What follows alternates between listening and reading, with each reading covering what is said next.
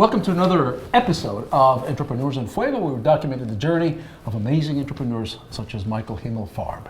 Well, I hope I qualify. Oh man, if there's anybody that qualifies to be an entrepreneur's entrepreneur, is Michael Himelfarb. I mean, you've done so many amazing things that is really, for a 10 to 15 minute segment, we're going to have to kind of just rush a little bit into your background, Michael, because you've done just all sorts of things. It's true. I've been very lucky and blessed and had some fantastic people around me that made a number of things successful. As an entrepreneur, though, what is the most amazing thing that you remember you did, either that affected so many lives or that really gave you the best gratification? It's funny, we've been involved in so many things, and most of my projects have to have dual purpose. They obviously have to be a legitimate economic business that pays people salaries and creates activity, but they've all had a second aspect, whether it was sports or whether it was something in business or health. Actually helped an entrepreneur, inventor bring a product to the marketplace that was an add-on head saver to automobiles that did not have headrests. And this product literally led to hundreds, maybe thousands of letters in which we seemingly were the party that saved lives and or at least reduced terrible injuries. Cars in the 60s and early 70s did not have headrests, and trucks in particular did not. It's hard to think that they didn't have a headrest. Yeah, they didn't right? have headrests, and while the automobile manufacturers knew that these headrests were saving lives, they didn't want to add the weight or reduce the efficiency of the vehicle. So we actually created an add-on headrest, sold nationwide, that retrofitted those vehicles to be safer. I never talk about that one, but when you ask the question, right. Saving lives as part of an economic venture is always a good thing. So, When you first got a letter from somebody that thanked you for that product that you created, that feeling must have been, all right, I think I'm onto something. It's overwhelming, and I'm talking about something that was 25, 30 years ago, and it sticks with me to this day. I've not asked this question very often, but I appreciate it, and being able to tell the listeners, the viewers, that there's often much more to a business idea than just making money. Because that's the thing, though, Michael, that this show is all about, right? I mean, we're documenting your journey. We're documenting the journey of entrepreneurs and how you get here. And unfortunately, we think that the media has portrayed the entrepreneurial journey as something that is instantaneous, like the 1 minute oatmeal. You take Michael, you take the blue pill, and all of a sudden tomorrow you're going to wake up and there's that Lamborghini right outside your door. But it isn't like that. No, it's hard work. You need to be tenacious. You need to believe in your cause. So being a little evangelistic about something that you're doing, as long as it's based in good, honest work, is exactly what is necessary to build businesses that bring those kinds of results. When did you find out that you had that passion? When you had that vision, was there a moment? I mean, because you started in the entrepreneurship world, if you will, a long time ago. Teenager. Yeah. Death in my family caused me to leave education and go into business. I think the first time was some opportunities arose. My life has been a progression from one opportunity to the next, all interrelated, although at the time maybe don't believe they're interrelated, but they are. And my brother and I started a trading company that took us all over the world, that allowed us to do a lot of things with fantastic people in all different cultures, things that were economic in nature, things that were health and safety, and again, things that provided opportunities. So when you get all of those parameters in a program, you get passionate. You want to do that again and again.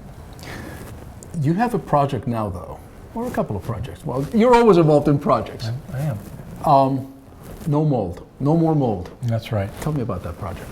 Because this is phenomenal. I mean, talking about saving lives, potential lives, because we're getting the same letters. We're getting letters, and we're invited to parties and bar mitzvahs and birthdays, because we have such an effect on people with their properties or their spaces.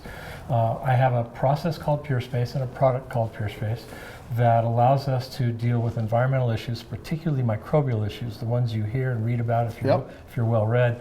Mold is a very significant issue that many people have discounted, but now government and the medical community are agreeing that molds can in fact be very dangerous. There's a particular mold disease that's killing far more people than I'd like to admit to today.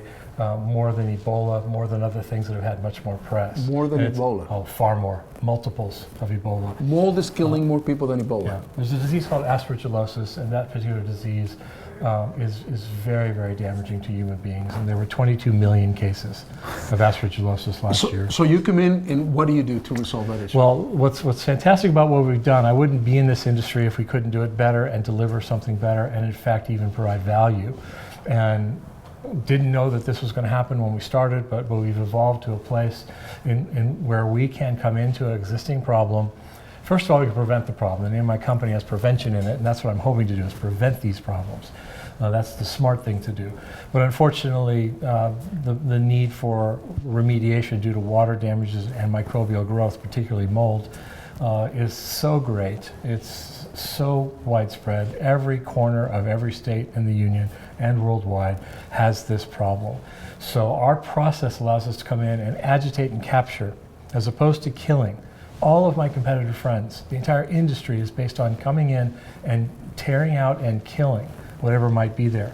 There's lots of problems with that, and as an industry, the failure rate is quite high on projects.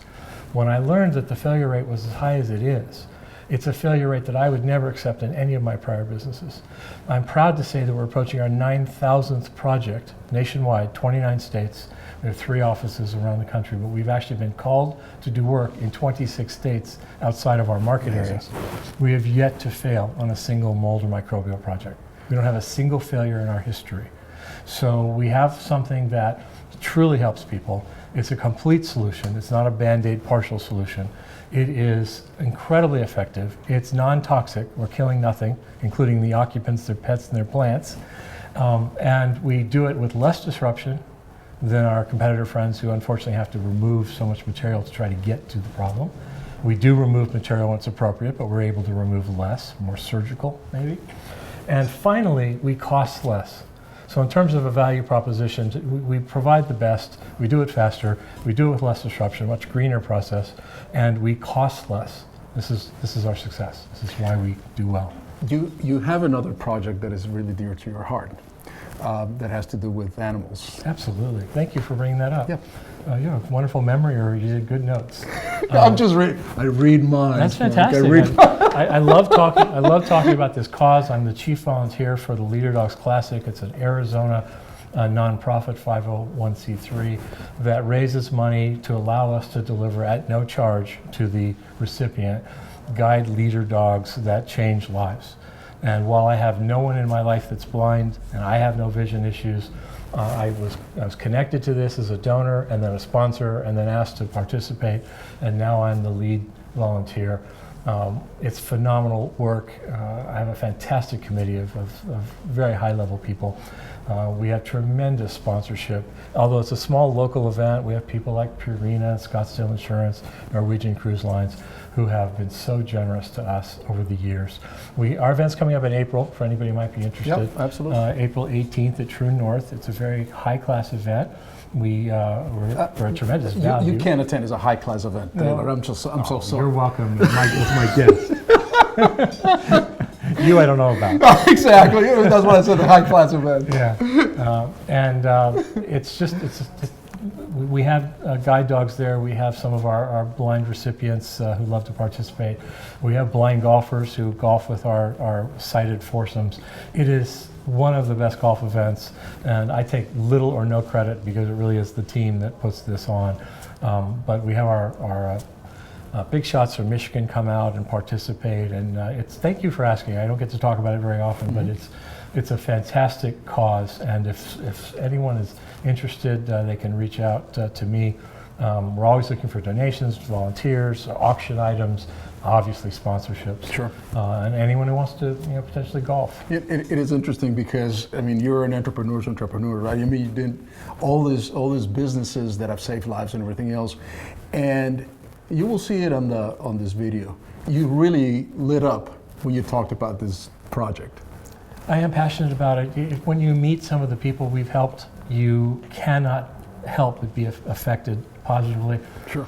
I personally, in my position in this organization, receive so much more than I give, And I'm always giving time, and always giving more, and I always get much more back. And it's never was the goal, and didn't think that way when I started. I don't really think that way today, but I am somewhat evangelistic about this situation because these people, we have people who completely shut down once they, unfortunately, if they become blind later in life, who completely reopen up when they're given this guide dog and the experience.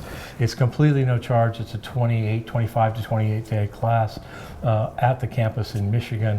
They pay nothing. They don't pay to get there. They don't pay for room, food, or board, obviously.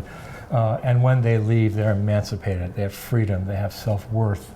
It's all the kinds of things that like your foundation and others try to do. We try to improve other people's lives, and this one works.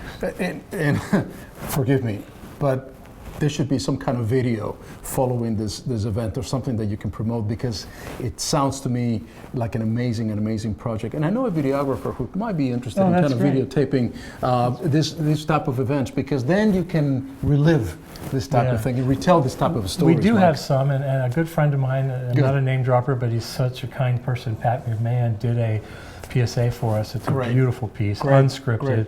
You can go to our website and take a look at it, and I'm gonna be calling on. That particular website is Leader Dogs Classic, dogs with an S, leaderdogsclassic.org. Awesome. Awesome. Thank you for asking again. I appreciate that. No, it's great. One last thing. The best advice that you ever got?